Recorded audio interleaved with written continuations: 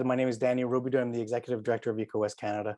And we're really happy to be able to provide you with this presentation today with our partners, the Saskatchewan Electric Vehicle Association, as well as the Manitoba Electric Vehicle Association. We find two great partners who are, for sure doing great work on the EV front in both Manitoba and Saskatchewan.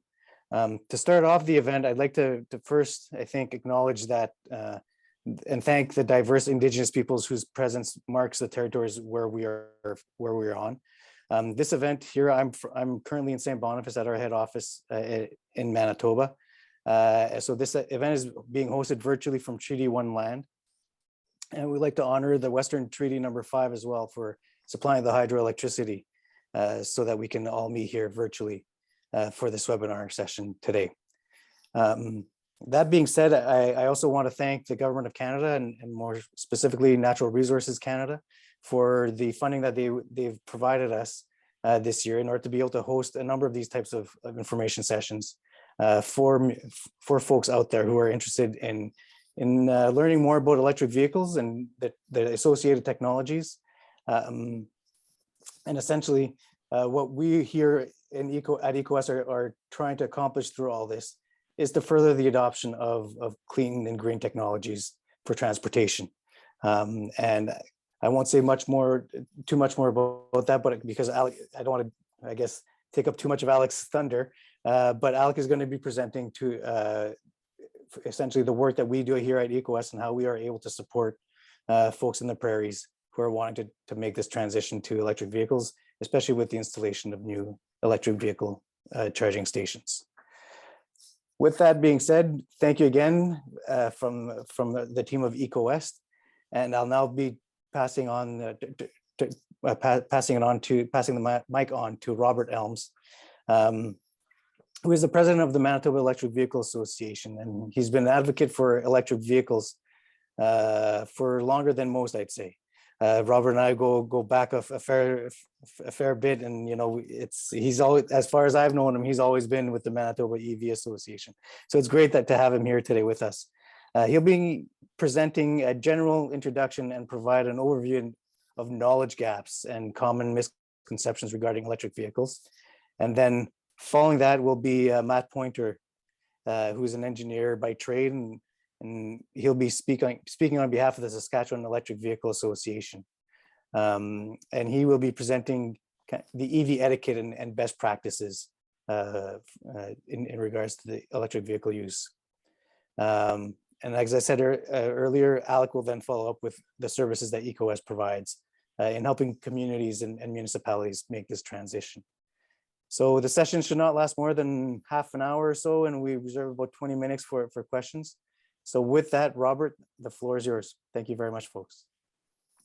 Well, thanks, Danny. I appreciate that. I want to make sure that everybody is quite aware of the terrific role that EcoWest has been playing for quite some time in helping to develop the EV infrastructure here in both Manitoba and Saskatchewan in particular. I know both Matt and I are very grateful to Danny and his team for the great work they're doing, and we're pleased to have this opportunity to contribute today. There's just a little brief information here just about the Manitoba Electric Vehicle Association. That's because we want everybody to understand that everybody is welcome to attend our events. We've got 2 events that we run on a monthly basis. The first one is an opportunity for anybody who is trying to learn more about electric vehicles to come and ask questions of people who have been driving them for years. And we call that EV Talk, and we do that on the second Wednesday of every month. And then we have our general meetings where we talk about everything that has anything to do with the EV community in Manitoba and how to make it possible for more people to enjoy these great vehicles. And of course, we have a fantastic event once a year that we call Manitoba EV Fest during the National Drive Week that happens in September, and many other terrific events that are announced on our website at www.manitobaev.ca. But aside from that little bit of information to let you know you're all welcome to come and join us at any time, whether you're a member or not. There are a few things about electric vehicles that probably everybody should know. And so maybe if Danny, if you don't mind that I share my screen at this point in time, I do have something that I'd like to show that pretty much makes it clear to everybody just how fantastic these vehicles are. So in just 11 years, Tesla Incorporated has achieved market capitalization of over $1 trillion. I think as many of us know, the company now exceeds the valuation of Toyota, Volkswagen, Ford, GM, and the world's other top 5 auto manufacturers combined. Tesla's superlative success selling vehicles which are powered exclusively by electricity has changed the automotive industry forever. And now internal combustion icons such as the Hummer, the Mustang, the F-150 Ford pickup, and more have gone fully electric. And I've got lots of facts and figures. I won't run through all of them right now, but to make this information certainly available through Danny and his team, and it's always available through our website. But let's get right to the total cost to own any vehicle really is something that more and more people are becoming interested in. It's not just the cost of buying the vehicles, it's the total cost to own them. And on both fronts, now many electric vehicles are on a par or in fact better than what you're going to get with an internal combustion engine. So the total cost to own any vehicle includes the purchase price plus the ongoing expenses like insurance, fuel, and maintenance costs. And here in the true north, the total cost to own many battery electric vehicles is less than the total cost to own many mid-priced internal combustion powered automobiles because battery electric vehicle prices are half of what they were just a few years ago. The prices of most of these high-tech vehicles are comparable to those of the latest, least expensive gasoline-powered models from Infiniti, Audi, Lexus, BMW, Volvo, and many others. And prices are continuing to drop, comparably speaking. Compared to internal combustion-powered vehicles, EVs cost less to maintain. The average 4-cylinder internal combustion engine has over 130 moving parts to service and replace. Tesla's Model 3 electric motor has 1 moving part. In fact, in a Tesla transport truck, the same electric motor lasts over 1.6 million kilometers when driven back and forth between Tesla's manufacturing facilities in California and Nevada. That battery electric vehicle has no filters, no oil transmission fluid to change, no radiator fluid to leak, and nothing to tune up. The average EV uses less than $350 worth of electricity annually here in Manitoba. That's driving at approximately 20,000 kilometers a year. Many Manitobans, as of about 8 months ago, when this document was first prepared, were saving in excess of $2,000 per year or more on fuel and maintenance costs by switching to a battery electric vehicle. We've done a recalculation of that, and I'm sorry I didn't have time to put it in this document, but now Manitobans are saving over $2,600 a year because of our increased gasoline costs. And here's a total cost of ownership comparison between a couple of the more popular vehicles around nowadays. Here's the Infiniti QX55 Essential Pro Assist all-wheel drive. This is a gasoline-powered vehicle, and you can see that the total costs is roughly about 8 months ago were about $5,441. And if you look at the Tesla Model Y, a dual motor, all-wheel drive, fully electric vehicle, the total annual costs were $2,600 a year. These calculations were done using a formula that's laid out by the Canadian Automobile Association, Manitoba. So it's something that's available to anybody to go online and figure out. Clearly, with a cost like this, $10,532 versus $2,841, the Tesla Model Y comes out in front. And here's another comparison. We're talking in this case about the Toyota RAV4 limited all-wheel drive. And again, you look at the cost differential, and it comes out definitely in favor of the electric vehicle. Although the total cost to own a mid-priced battery electric automobile is already equal to or less than the total cost to own many similarly equipped mid-priced gasoline-powered autos, the retail prices of most battery electric autos remain out of reach for many drivers. However, prices are dropping, and the maximum range of fully charged EVs is going up. For example, the Nissan Ariya is a crossover utility vehicle with a range of about 500 kilometers. And it's scheduled to arrive in Canada a few months. Well, it's actually arriving in Canada now. And the price is roughly about $15,000 less than the Tesla Model Y. And as I was saying here in this document, within 2 years, we can expect to see medium to long range economy priced battery electric cars starting to arrive in Canada, and including here in Manitoba and Saskatchewan. Now, Manitoba is an ideal place for electric vehicles that plug in. That's according to the government of Manitoba, an evaluation that they made back in 2017, and they put that into the Climate and Green Plan. There's a really great advantage we've got here by switching to electric vehicles. Here in Manitoba, there's no petroleum products refined in our province. Every year, Manitobans pay billions of dollars to import gasoline and diesel fuels from other provinces and the US to power our vehicles, instead of the excess electricity generated by Manitoba Hydro, which is what we really should be running our vehicles on. Due to advances in photovoltaics, wind turbine blade designs, and battery storage devices, Manitoba Hydro is capable of generating more than enough clean electricity to meet all the foreseeable domestic needs, including the need to electrify transportation. This is a great opportunity for reducing transportation emissions. Electrification, again, according to the government of Manitoba in their Climate and Green Plan. And let's look at why we should be converting to electric vehicles. The evidence is right here in front of us. We're in fact enduring this right here in Manitoba and in Saskatchewan right now. The weather we're having, with the havoc it's playing for the farmers who should be getting out of their fields. That's all due to climate change. According to the United Nations, to avoid irreversible climate change, greenhouse gas emissions must decline 7.6% per year globally. That was supposed to start 2 years ago. In fact, greenhouse gas emissions have been rising on average approximately 1.5% per year. So clearly we're more than 9% differential between where we should be and where we are. The 2017 Made in Manitoba Climate and Green Plan declared climate change is real and it's already impacting us. It is being accelerated by greenhouse gas emissions. The government of Manitoba warned climate change poses a growing threat to how we live and work. Internal combustion engines exhaust 42% of the GHGs emitted in Manitoba, and most of those emissions are from cars, SUVs, and pickup trucks. Fortunately, this year, there are in fact over 200 battery electric vehicle models reaching the world's markets, and not all of them are available here in Manitoba, but with growing infrastructure and growing demand, more and more of them will be made available here in Manitoba. Accelerating the transition to these emission-free vehicles is the least expensive way to drastically reduce Manitoba's GHG emissions in a relatively short period of time.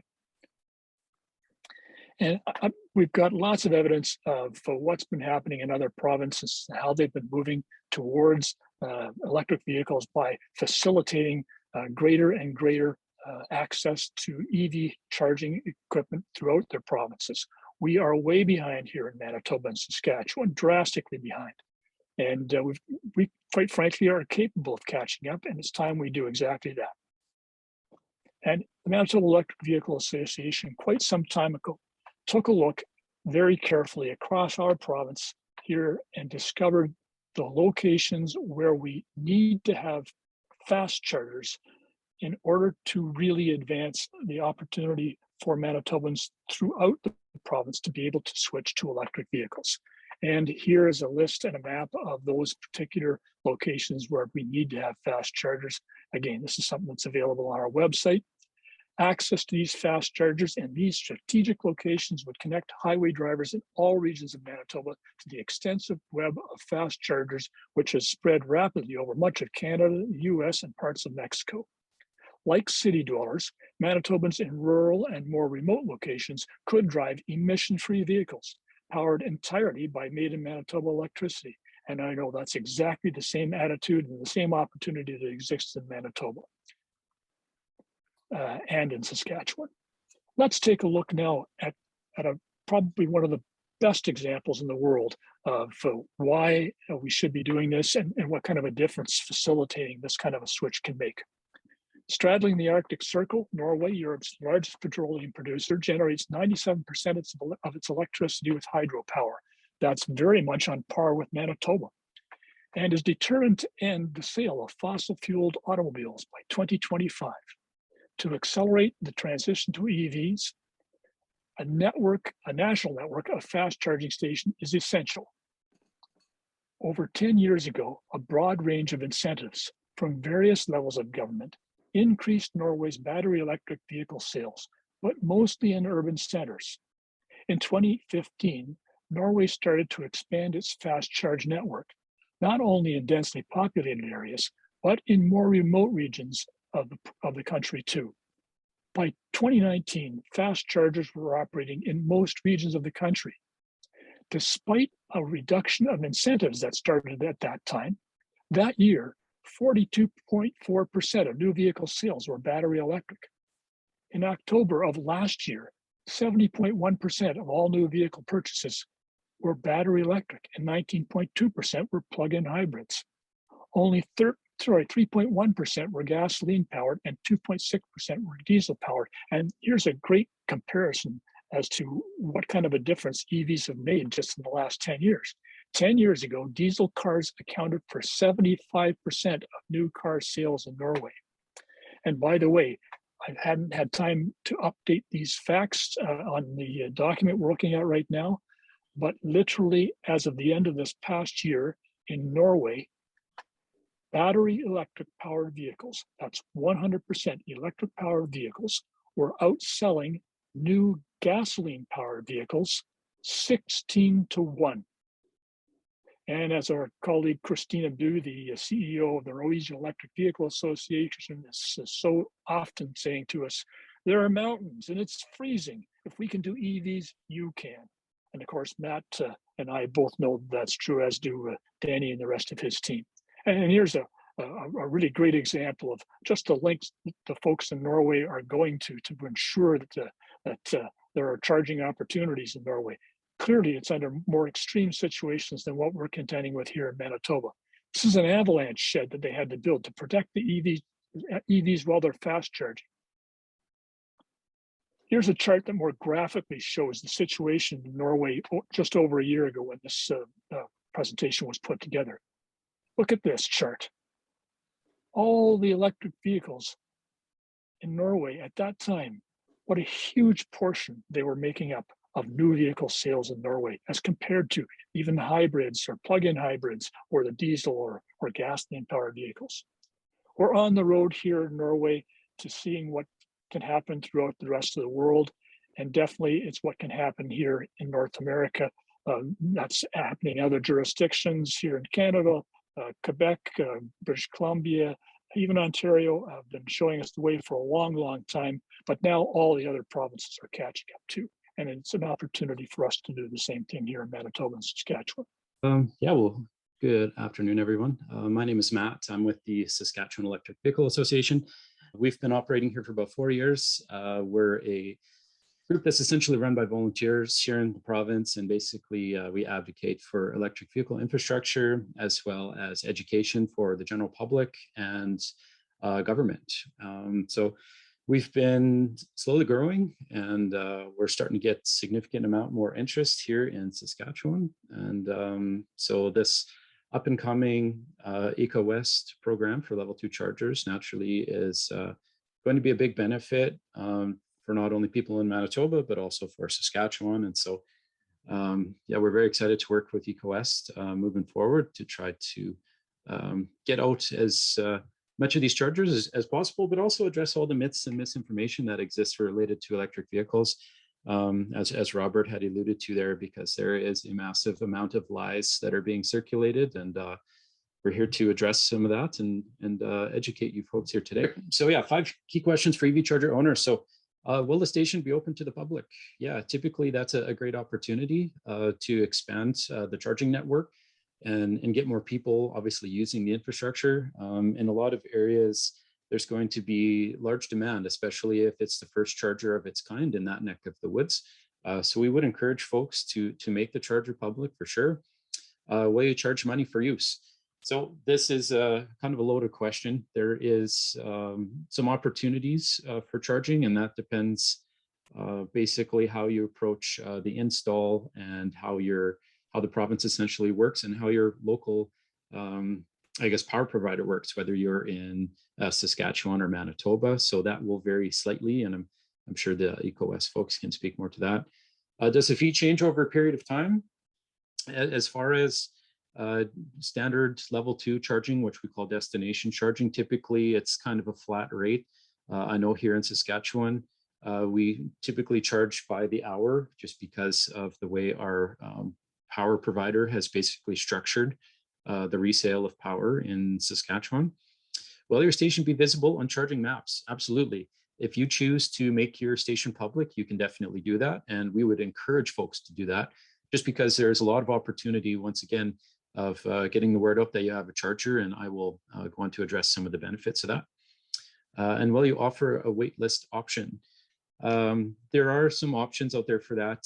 And, depending on whereabouts you're considering installing your charger and the amount of traffic that you might be expecting, we would like to see most places install at least one, if not two, chargers, so that if somebody else happens to pull in around the same time frame, that you can accommodate both of those folks that are, coming for a visit, let's say. However, there are some options outside of that, and I will speak to that a little bit later on here in the presentation. So we can hit the next slide. So there's all sorts of myths and misinformation, like I had mentioned there earlier. So one of the biggest ones is that electric vehicles do not work in the wintertime. And that cannot be further from the truth, as Robert alluded there and discussed. Norway is basically the #1 market for electric vehicles in the world by a long shot. They basically have 95% of electric vehicles in their nation, essentially. So I'm here to tell you that winter isn't that big of a deal here when we're talking about electric vehicles. And so what are the factors that influence charging speed? Well, essentially, the biggest one is the charger capacity right from the bat, right off the get-go.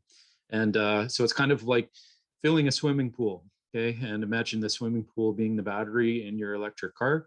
If you wanted to fill that battery as quickly as possible, naturally, you would try to get the biggest charger or the biggest hose to fill that swimming pool as is available, right? So are you going to choose the garden hose to trickle charge or trickle fill the swimming pool? Or are you going to get a 6-inch hose that flows 1,000 gallons a minute and fill that swimming pool in, let's say, 5 to 10 minutes or 20 minutes for that matter, okay? So the charger capacity is a big one. And you don't always want to have the fastest charger capacity, although in a lot of circumstances also. The faster charge capacity typically costs a significant amount of more money. And, and for a lot of smaller businesses, or let's say towns and cities and jurisdictions that might benefit from having those chargers, let's say on their main street, you're essentially going to have a captive audience, right? And so the longer that you may have those people, longer within reason, the longer that you have those people hanging out in your neighborhood, the more likely they are to get out of their car and go exploring.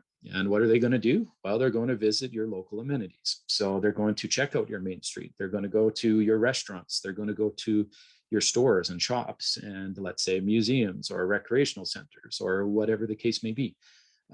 So the level 2 destination chargers that EcoWest is moving forward with are a great opportunity for smaller centers, towns, businesses, and things of the like, because it kind of keeps people close to your business, essentially. And most of the time, those people are going to spend money. The second factor also is car charging system capability.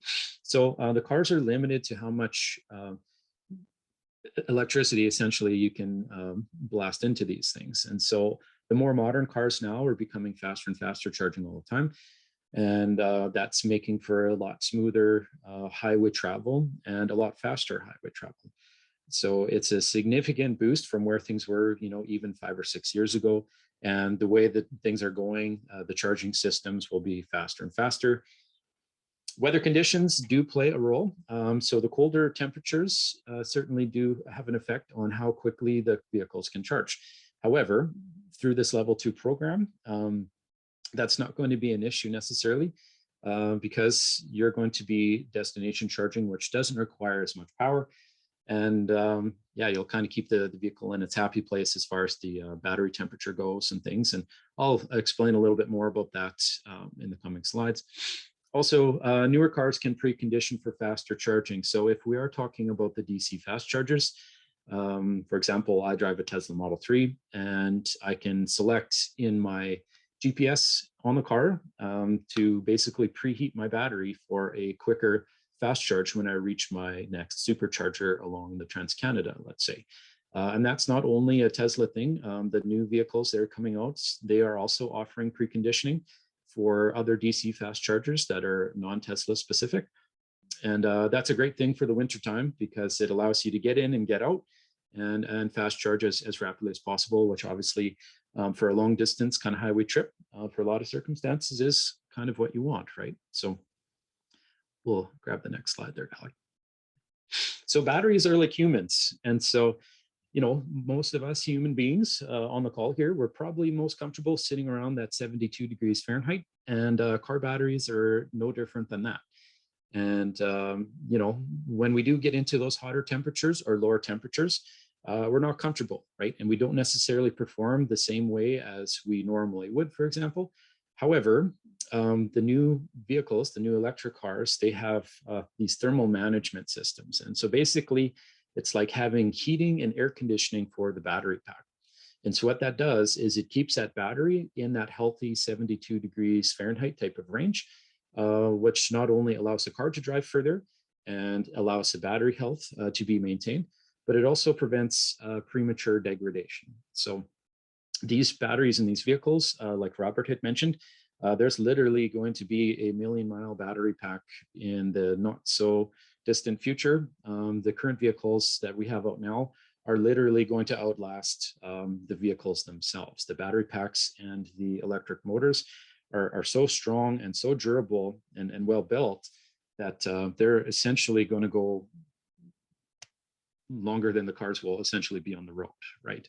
And what happens with those battery packs after? Well, essentially they get recycled or they can get turned into a variety of other things. So that's something that I can also speak to later on in the presentation. So when we're looking for a charger, let's say I'm an electric vehicle owner and I want to plan a trip. What sort of resources and information are available to me? So the good news is that there are a variety of apps that are available, and I will speak to those here shortly. Also, the cars have an onboard charger app, which is very handy. And essentially, you can plan your trip once you kind of plant your butt in the car, and you can say, well, I want to go to Winnipeg today, or I want to go to Vancouver today. And you can select your trip details, and essentially the car will map you out a charger for every step of the way. And it's very user-friendly, very intuitive, and it will tell you exactly step by step on how to get to your destination and how to do it, you know, with the minimal amount of range anxiety and really no problems at all.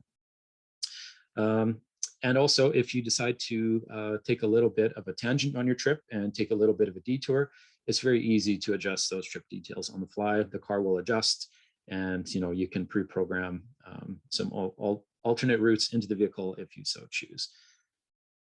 Next slide there. So yeah, so as far as the mapping resources, we've got some great apps out there. So we've got PlugShare, which is basically like the Bible for all electric vehicle owners.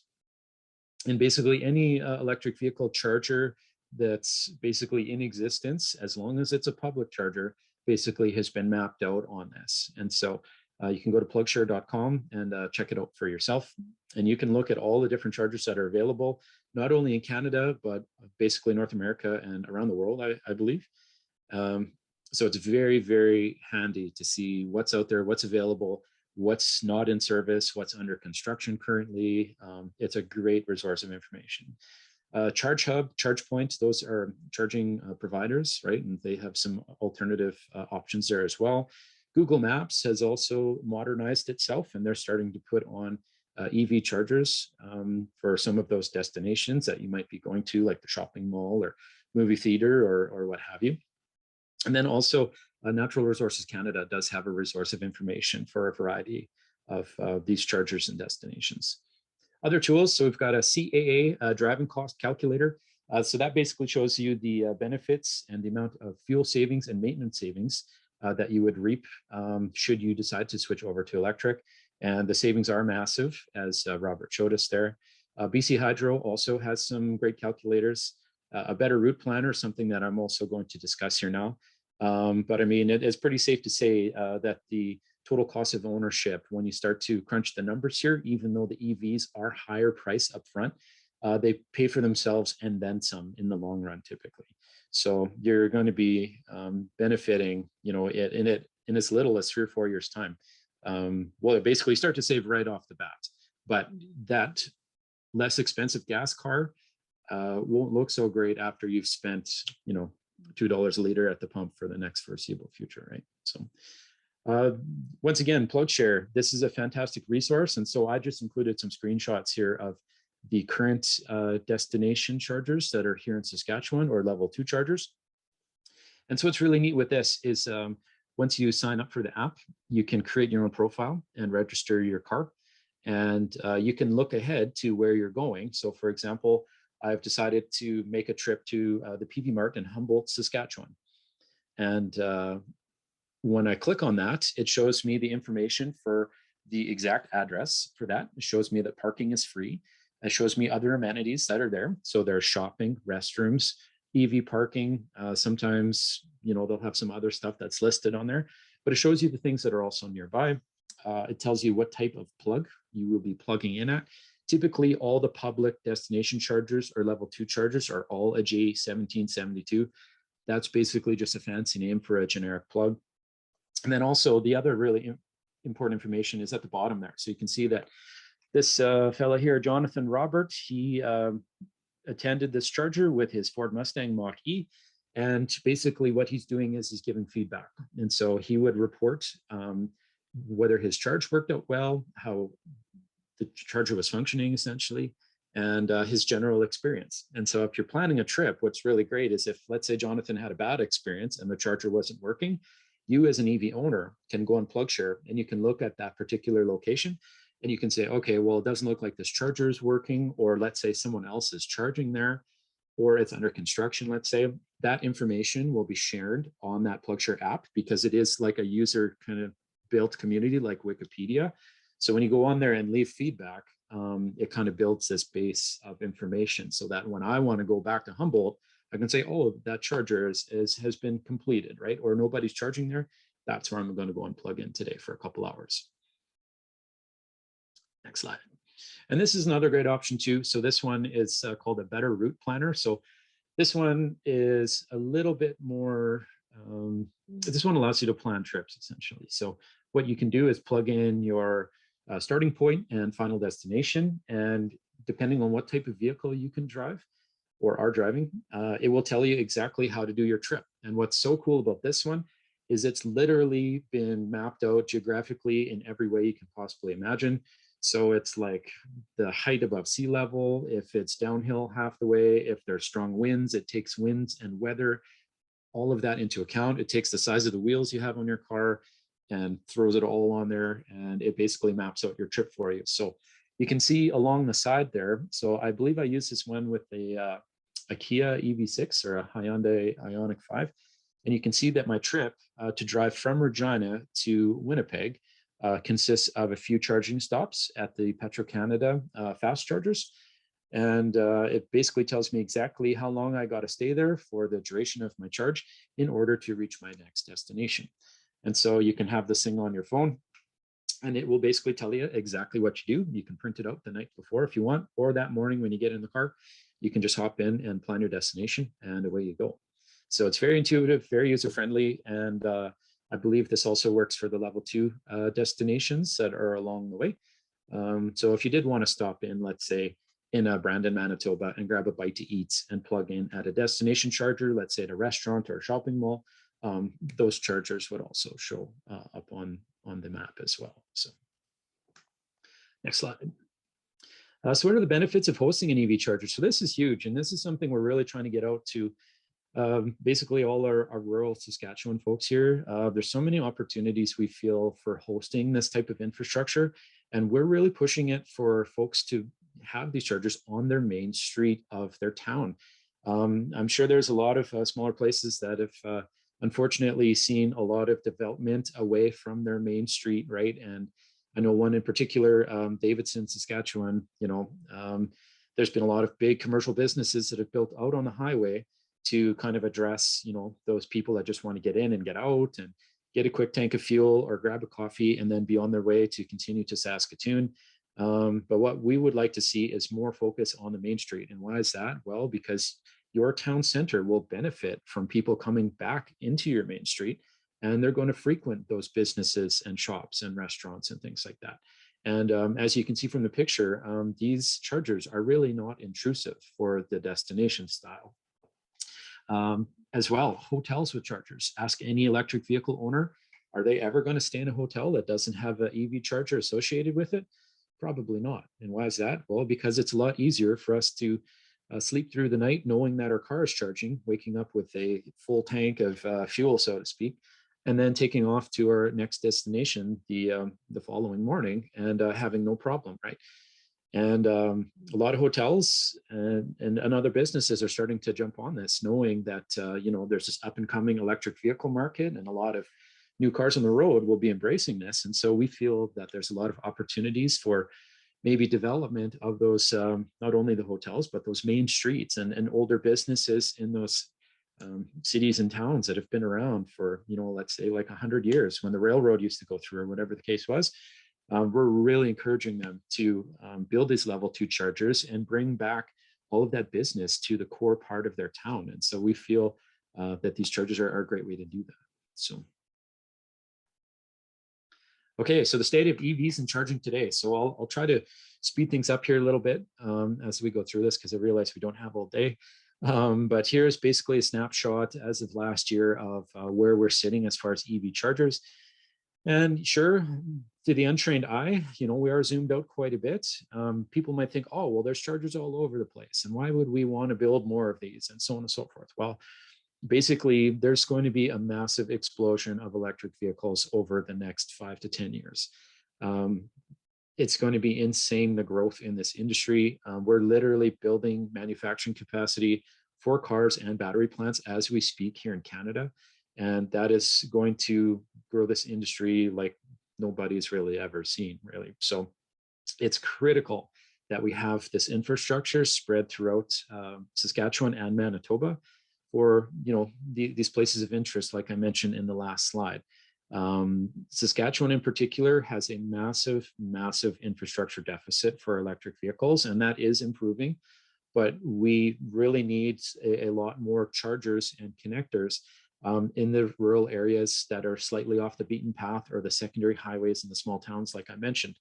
And why is that? Well, because Saskatchewan is an agriculture-based economy, and there's going to be a lot of people coming through there that are like farmers and so on, that are going to be driving electric pickup trucks for the fuel savings. And they're going to come into these smaller rural centers to run their errands, pick up their stuff, and do what they have to do on a daily basis. And if they're not able to charge in their local town, that's going to be a lot more difficult for them to accommodate that, right?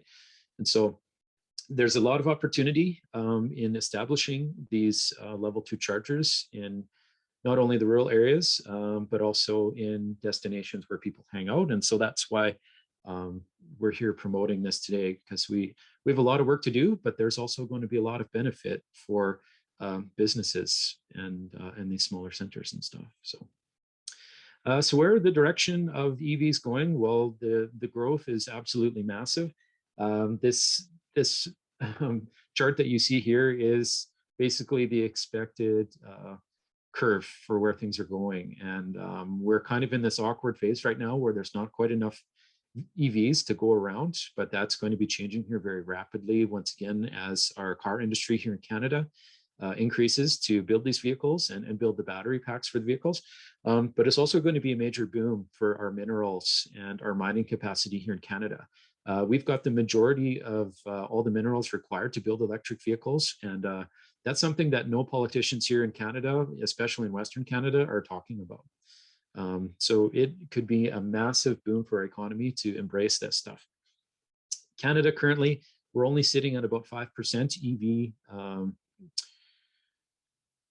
EV saturation, I guess you could say, and that is growing. But because Saskatchewan doesn't have quite the infrastructure that we're looking to adopt, we've been a little bit slower out of the gate. However, we are growing rapidly. It wasn't that long ago. I think only last year we had only 600 EVs in the whole province.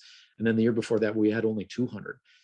So we're growing basically 50% year over year, at least 50% year over year, and will be for the foreseeable future, because with gas at $2 a liter, it's just ripe for opportunity. So we are going to see those numbers significantly increase as time goes on. So once again, I am here representing the Saskatchewan Electric Vehicle Association. And if you're ever curious about EVs and you want to hear the facts and even check out some of our events, feel free to join our group. You can find us at sivaonline.ca. And we are a nonprofit and corporate group who basically are all about education. And we just want to get the facts out there about EVs and dispel as much misinformation as possible, because we have to face it, at the end of the day, there's a massive amount of garbage that's going around, and we want to make sure that people get the real facts and get an opportunity to see the cars and talk to real owners to see kind of how all this stuff works.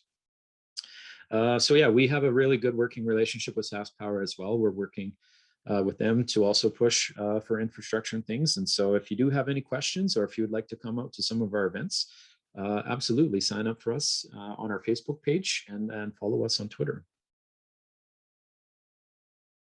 So our next major event that we're hosting is National Drive Electric Week in Regina. That will be Saturday, September 24th. And we will be offering EV test rides to the general public. That's typically the best way that we found to get people interested in the cars, is for them to take a test ride, and then their eyes kind of light up and the light bulb flickers and they say, okay, now I get it. Now I understand why everybody wants one of these cars. So we will have the EV industry on display with several local car brands and basically makes and models of EVs from all across of every brand in particular you could imagine. And then we also have a lot of other local nonprofits. We get into solar and renewable energy and, you know, charger infrastructure and stuff like that. And we also do some education while we're there to basically help people adopt chargers in their own houses or through their condo board or whatever the case may be. So if you are in the Regina area, we strongly suggest people check that out. There's also another event in Saskatoon that will be happening a week later this year also. And here's just some pictures of our event. They're growing every year. Once again, we're kind of growing by 50% each year for the amount of people that are attending the event.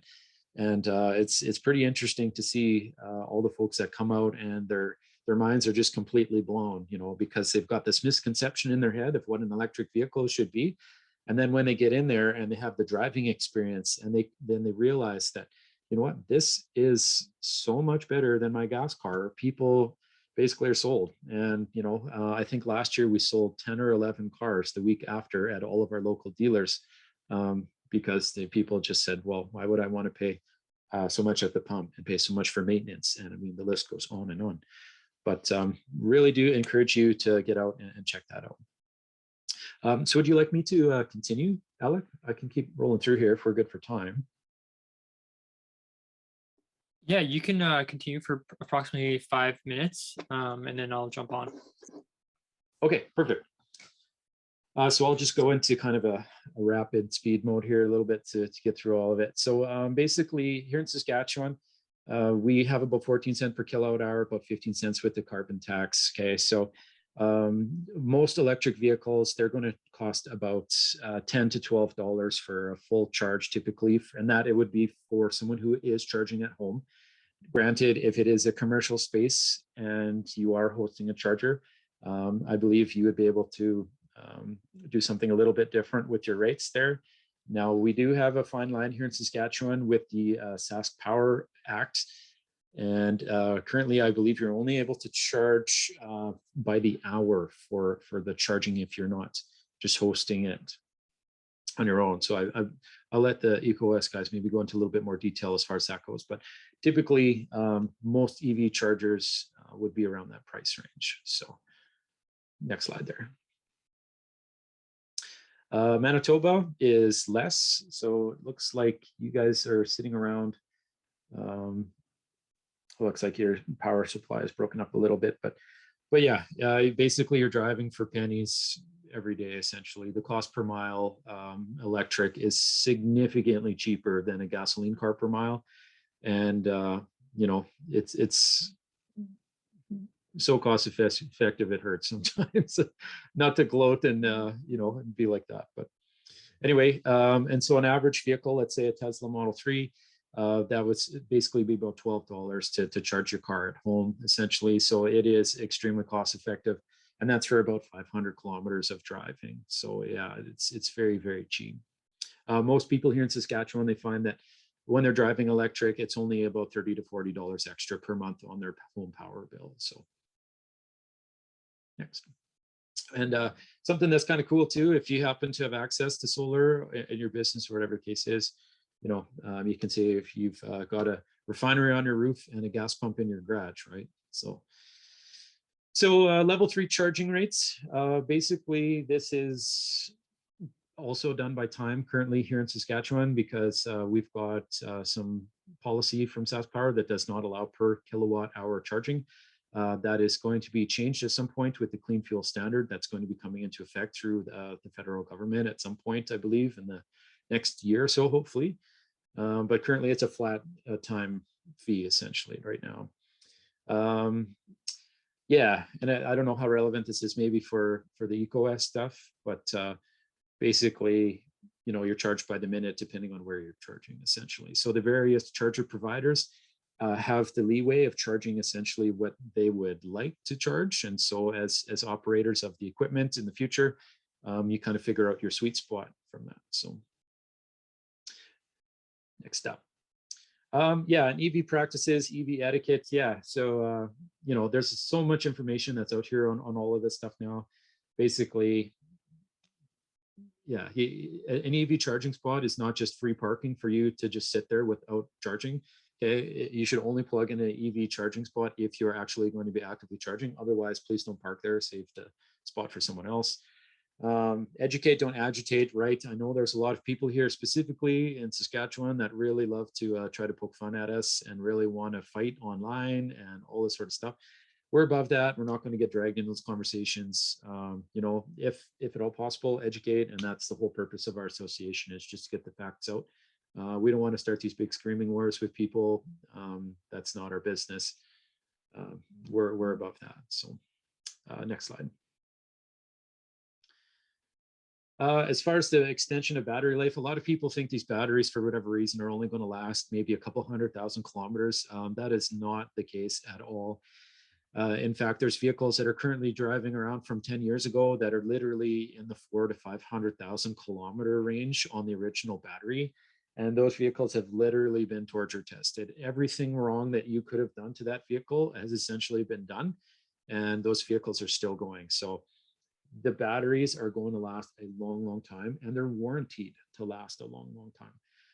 So I wouldn't really stress so much about you know, all this toxic waste and stuff of all these batteries that are going to be going to the landfill and all these cars that are only going to last for 50,000 kilometers. That's just not the case, and that could not be further from the truth. So you know, as people get to know these cars better, they're going to know what to do. So we can skip this slide as well. We've already talked there. EV technology, I'm just going to get into this very, very quickly here. So as the technology improves, the mechanical form factors of the batteries are getting better. The battery chemistry is improving. Next slide. So there's a lot of things that are going to get better for us. So fast charging is always getting faster and faster. The performance of the battery is also going to get better. So electric vehicles right now are basically the fastest cars on the planet. The Tesla Model S ludicrous mode is a 1.9 second 0 to 60. That's an insane amount of speed and acceleration. And 5 to 10 years ago, people would have never believed that, but here we are. The durability also is great. So I mentioned, you know, a couple 100,000 miles minimum on these battery packs that we have now in the new electric vehicles. And the degradation is very minimal. For example, my car, I've got 60,000 kilometers on it now. And if I charged it to full and did a battery health check, I think I'm sitting at 96 or 97% battery health. So that car has a lot of life left in it still. And so will all the other newer EVs that are coming out. Driving range, average driving range now is at least 400 to 500 kilometers. Thermal stability is much better because we've got thermal management in the battery pack. And so the batteries are air conditioned in the summertime and they're actually heated in the winter. And a lot of people think that the batteries are worse in the winter when it comes to degradation, but it's actually hot, really arid temperatures that are actually worse for the degradation of the battery. The battery cycles are literally in the thousands and thousands of cycles. And sustainability. We literally have battery recycling manufacturing outfits that have been built already here in Canada. And recycling is going to be the name of the game for these old battery packs that have come to the end of their lifespan.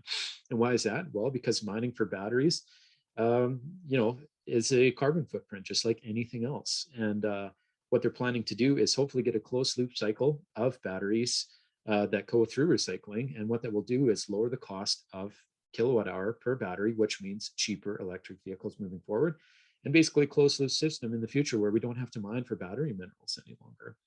And so there's a lot of benefit. Back 10 years ago, the price of a kilowatt hour of energy in a battery pack was like $1,100. Where are we now? We're sitting around the $100 range. So we've had a massive, massive decrease in the price of batteries. And that's where we're starting to get into these much more cost-effective electric vehicles that are approaching price parity with gas cars. So if you could buy an electric vehicle for $40,000 or a gas vehicle for $40,000, which would you pick, right? Like Robert was telling us about, the cost of ownership with an electric is significantly lower than a gas car. So it's a no-brainer moving forward to buy an electric vehicle. Next slide. So I'm not going to get into much of this with the battery minerals, but I will say that we do have a lot of battery minerals in Canada, and this could be a great opportunity for our country to move ahead and diversify and get into this mining so that we can supply our own minerals and basically have our own battery packs. And the underlying thing of all of this is we have so much opportunity for jobs and opportunity and low carbon footprints and all of this stuff. And there's just so many great things that could come from this. And so, I don't want to mean to get political, but if you have somebody knock on your door, ask them, hey, what's your plan for battery minerals here in Canada or in Saskatchewan or Manitoba, right? We have a huge amount of resources here that we should be taking advantage of. Technology is improving once again all the time. So we basically have doubled, if not tripled, our driving ranges of the cars over the last 10 years. And that speaks to, all the up and coming technology that's going in these vehicles. And this stuff is very stable and it's very reliable. And, I've never had a breakdown once in my personal vehicle. And I drive it every single day year round, even in -50 weather, when the wind is blowing 60 kilometers out of the worst possible direction. I still drive my electric vehicle every day, and I drive long distance all the time. So this stuff is becoming so much better than it was, in the 1970s or whatever people relate it to.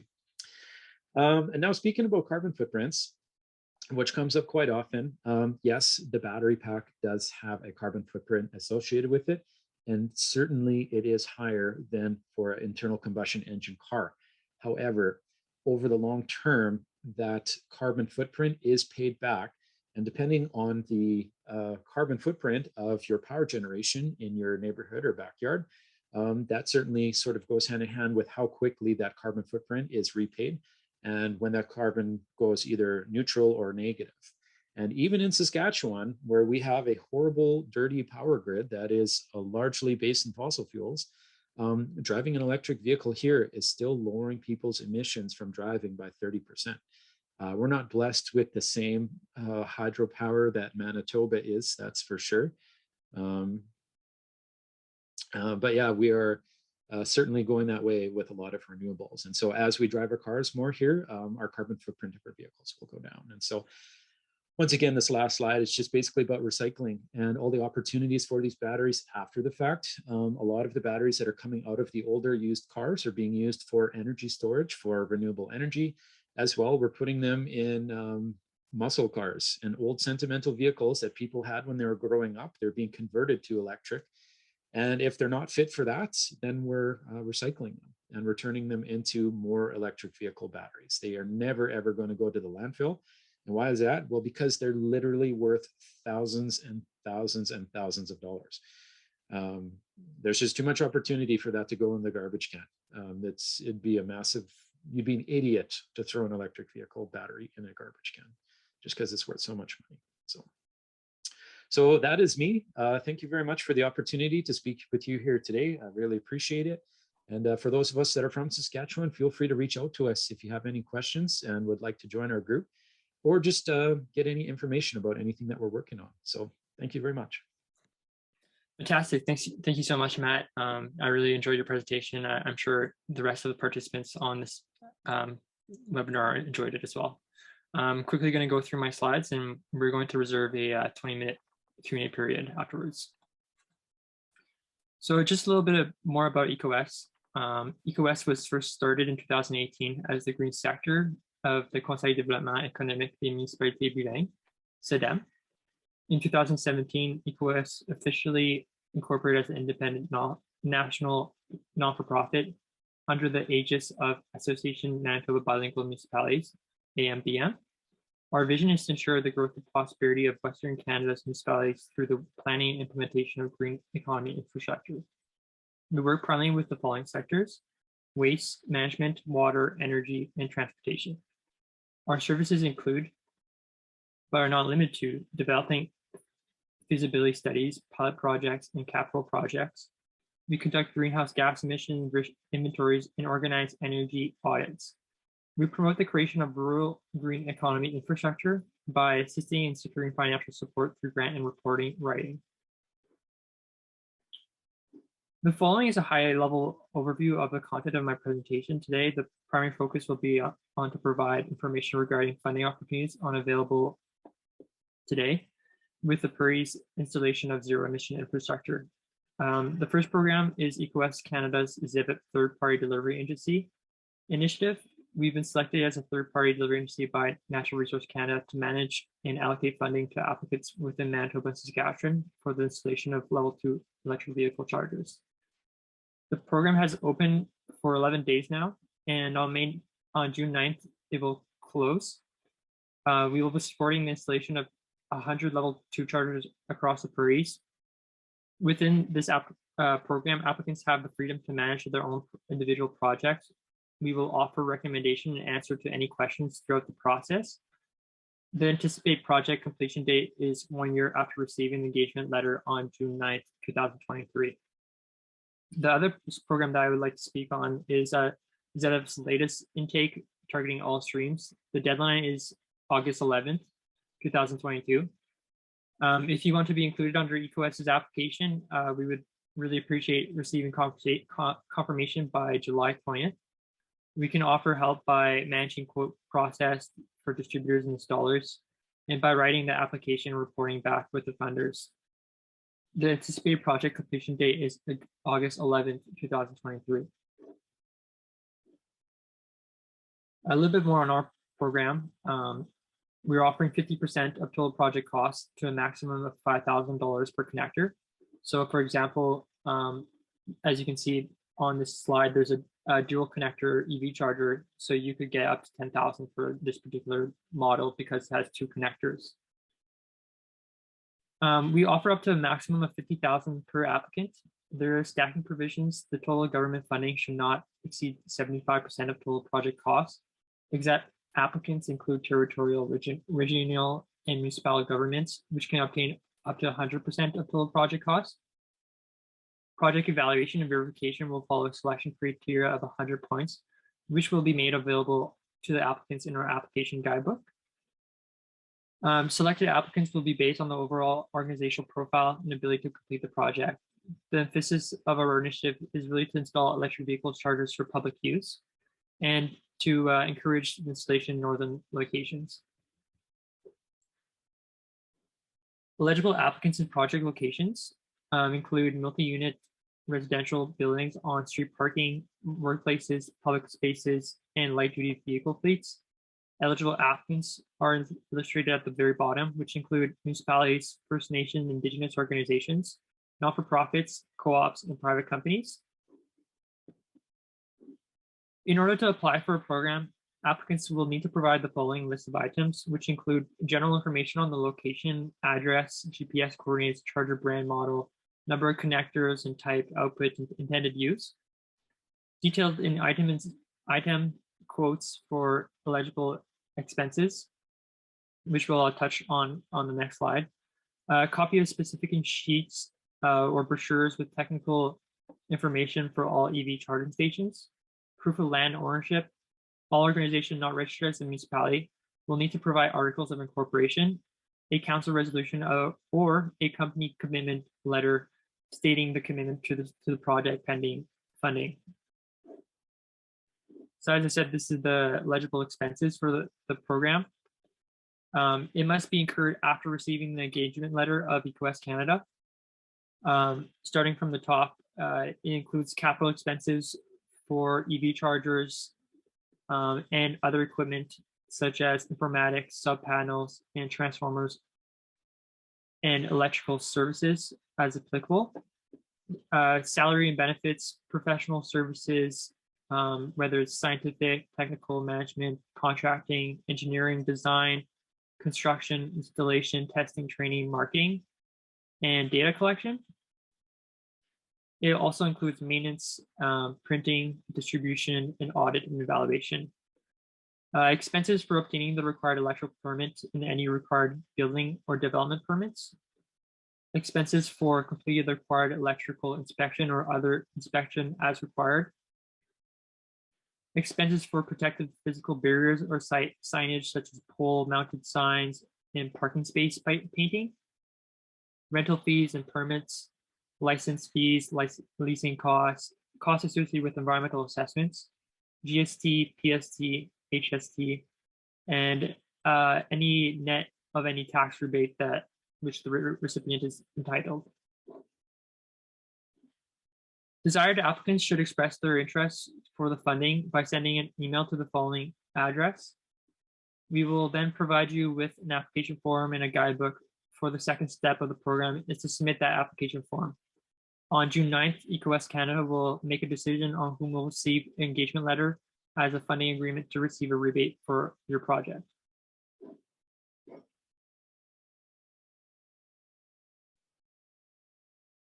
On another note, we're also trying to gauge the interest for level 2 and level 3 charters for Natural Resource Canada's latest SEVIP intake.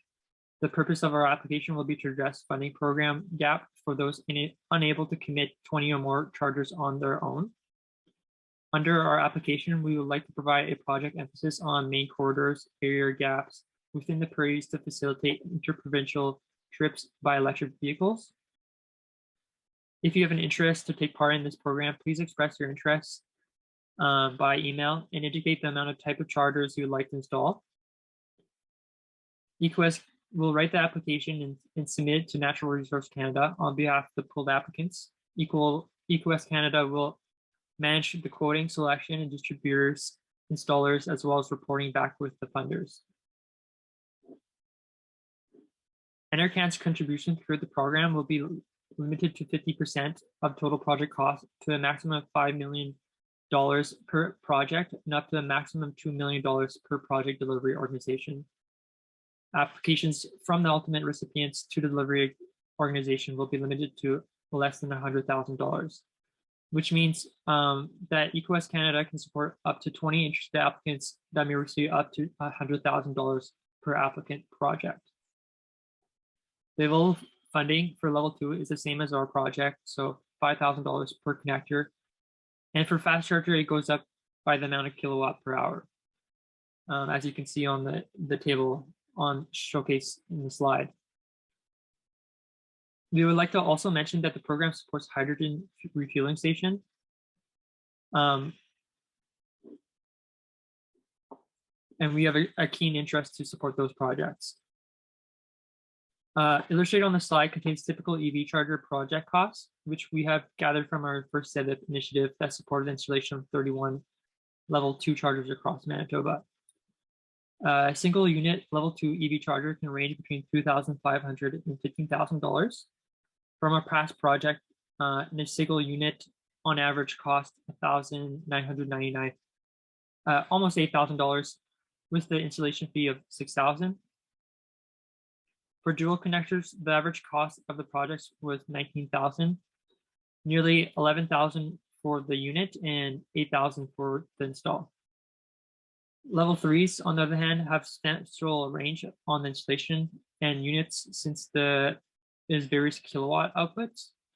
The cost roughly is anywhere between $50,000 and $150,000 in capital costs, and the install varies on the existing groundwork available. It could be as high as 20 to 30% of the project cost. Lastly, here's a reminder on the next steps. For EcoWest Canada's program, we are accepting letters of interest at the moment. This stage is non-committal, but it's important since it helps us understand the overall interest, and we can provide an application form and guidebook afterwards for the next step of the program is to submit that application form. As for the latest Enter Canada intake call, please send us an email indicating your interest for level 2 or level 3 charters. This concludes my presentation. I hope that we keep in touch and work together in the near future to facilitate the transition of sustainable transportation within the Canadian prairies. On the right-hand side, you'll have my email address to express your interest in our programs, as well as my general director of EcoWest. Our phone number, office address, and at the very bottom contains our website URL, which we're currently working to update for our latest debit program. And I also want to note that you can follow us on Facebook, LinkedIn, and Twitter. Thanks a lot for listening. We'll now move on to the Q&A period.